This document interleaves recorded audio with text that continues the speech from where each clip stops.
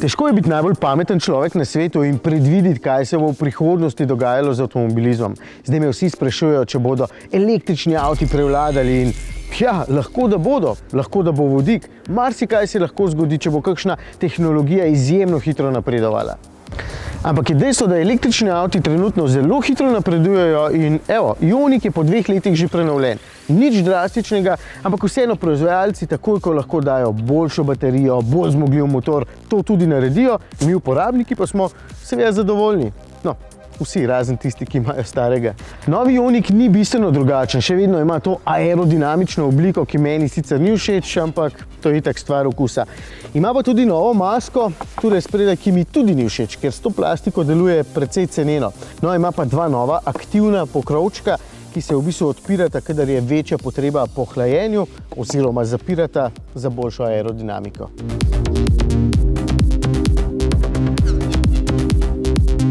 Ok, pri obliki me niso najbolj prepričali, so me pa povsod tam, kjer dejansko najbolj šteje. Pri pogonu oziroma še prej pri notranjosti. Vse tole je čisto novo, tale zaslon je zelo dober, širok, hiter, odziven, pregleden, veliko informacij se najde na njem, no v bistvu tile gumbi tule spodaj mi pa že niso tako všeč, ker med vožnjo nikoli ne vem, ali sem dejansko katerega pritisnil ali ne in moram vedno pogledati dol. In tako je vse skupaj umazano od prstov, ker je ta plastika črna.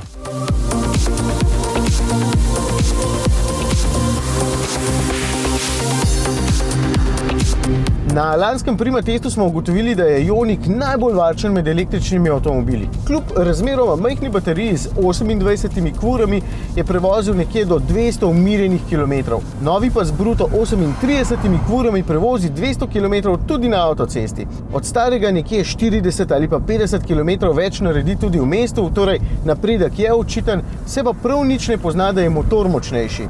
Ne me čudno gledati, sedaj ima 12 kW več, to je okrog 16 konjev več, ampak je pospešek ostal enak in tudi končna hitrost je še vedno omejena na 165 km/h, kar je v bistvu za električni avtomobil precej veliko.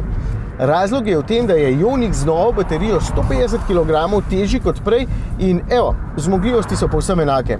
Edino malenkost hitreje se polni, na izmeničnem toku sedaj do 7,2 kW, na naših hitrih pa nisem prišel čez 41. Se mi pa tako po spominu zdi, da je bil prej malce bolj lahkoten v rokah, pri tem pa so še gume zimske in je zato vse skupaj nekoliko spužvasto.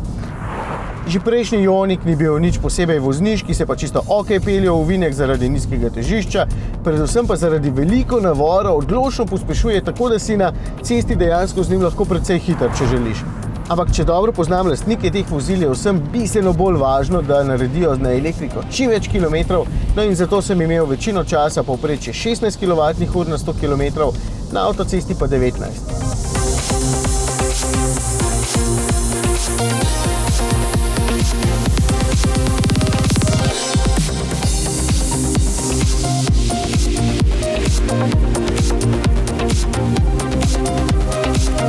Torej, avto je še vedno dober, družinsko uporaben, prtljažnik je srednje velik, predvsem pa Ioniq še vedno deluje nezahtevno in lahkotno, z bolj veliko baterijo pa je sedaj tudi bolj uporaben. Tale stane 40 jurjev za vso opremo, potem pa je v bistvu vaša cena odvisna še od subvencije.